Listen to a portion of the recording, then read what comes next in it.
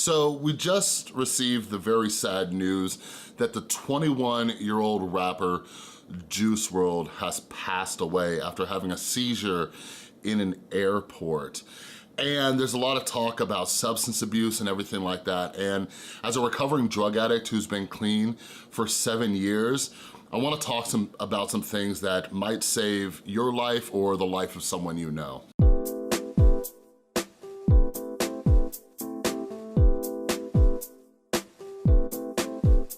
What's up, everybody? This is Chris from The Rewired Soul, where we talk about the problem but focus on the solution. And if you're new to my channel, the things that I'm really passionate about are mental health, psychology, drug addiction, and really trying to give people hope that change is possible. So if you're into that stuff, make sure you subscribe and ring that notification bell. And I'm also over on Instagram and Twitter if you wanna follow me at The Rewired Soul, all right? So let's jump into this. Those of you who don't know me, I'm a recovering drug addict. I got clean on my 27th birthday, June 23rd, 2012. My drug of choice was prescription opioids, so I talk quite a bit about the prescription drug epidemic, and we're gonna be talking about Xanax quite a bit in this because Juice WRLD, a couple of his substance of choices were codeine, which is a prescription opioid, as well as Xanax, which is a benzodiazepine, which is usually used to treat anxiety, but it's also abused a lot, especially in the rap community, all right? But aside from that, I also worked at a drug and alcohol treatment center for a little over 3 years. We did everything from detox to inpatient to outpatient, as well as aftercare. So when I saw this news about Juice WRLD this morning, it's already sad enough to see, you know, a young person die, especially one who's just hitting their stride and about to, you know, just be set for the rest of their life, you know what I mean? And yeah, so when this happened, whenever I hear of a young person passing away, my mind immediately goes to substance abuse. And this is because I have seen so many people die from substance abuse, okay?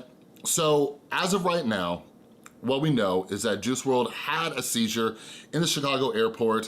When they took him to the hospital, he later died at the hospital as a result of that seizure.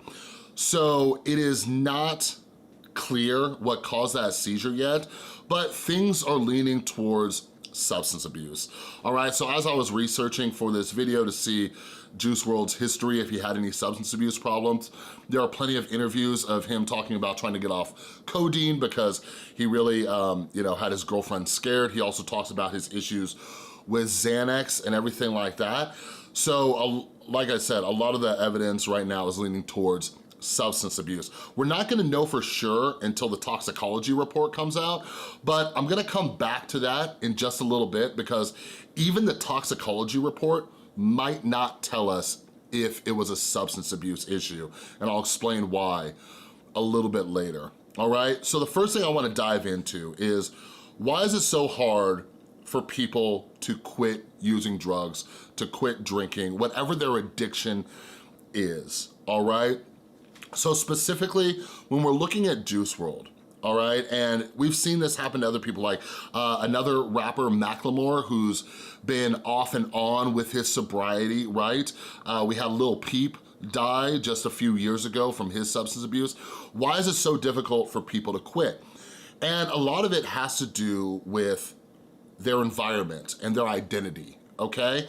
And this isn't just rappers, all right? I want everybody to realize this. Like I said, whether you're somebody struggling with substance abuse issues or if you have a family member or loved one who is, some of you who are in recovery, like feel free to share your experience down in the comments below.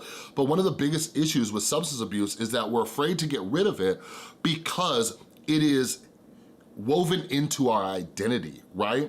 So when you look at somebody like Juice WRLD or other people in the music industry, it's difficult to quit because if you quit, right? If you quit, that also means that you are also leaving different friends, right? Different people that you hung out with because part of your friendship might have been based on using substances. And this is part of my experience.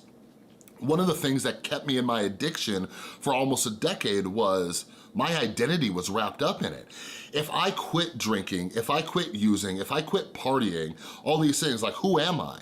Right? I'm no longer the guy who's going out to the bar and snorting lines of Coke in the bathroom. You know what I mean? I'm no longer the guy who's, taking these pills and also hooking other people up with pills and everything like that.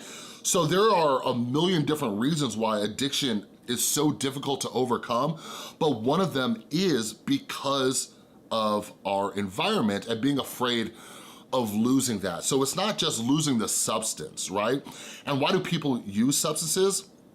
A lot of times it's to mask some kind of pain, all right? The three primary reasons that people abuse alcohol or drugs is to get a feeling, to get rid of a feeling, or to have an escape, right? And that's one of the reasons why I try to talk about different coping strategies on my channels, because I had to learn how to live with life on life's terms without abusing substances. You know what I mean? For a lot of people, like I'd imagine, Juice WRLD and a lot of other young people, like it might start out as just being the cool thing to do, like, yo, let's use together, or let's get messed up, whatever it is. Like it might start like that, but with the way our brain works, when we start getting these negative emotions, right? Anger, sadness, anxiety, all these different things. Like our brain says, well, those drugs made you feel pretty good, why don't you use it for that? And what happens is our brain starts associating those bad feelings with getting messed up. So pretty soon, we're not just drinking and using to party, we're doing it to cope with life. And that is one of the main reasons why, we need therapy. Sometimes we need antidepressant medications, right? And I'm gonna talk about non-narcotic anti-anxiety medications in a second. We need support groups, whatever it is, right?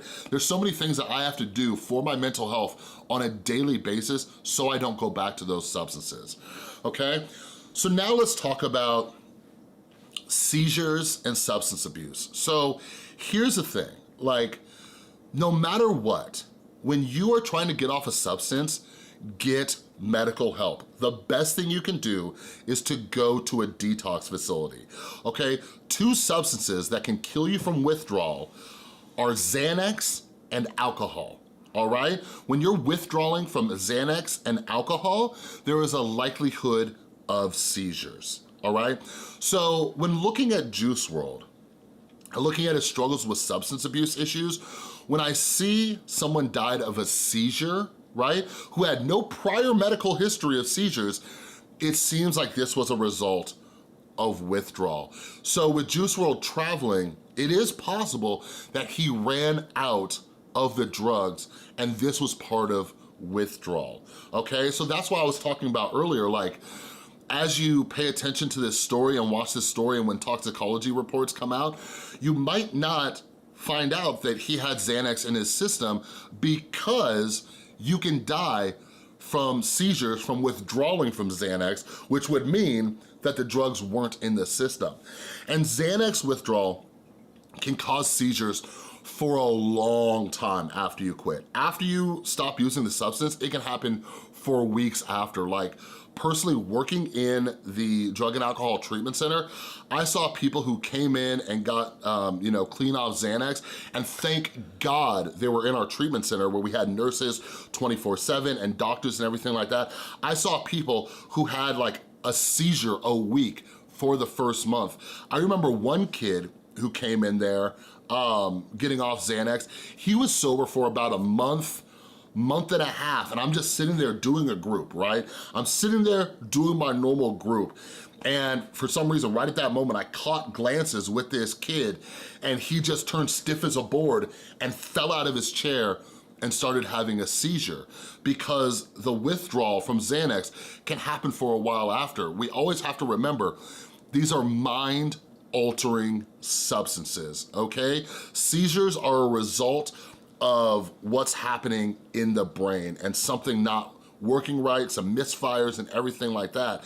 So that's how these substances can lead to having a seizure later on, okay? So I just wanna end with this.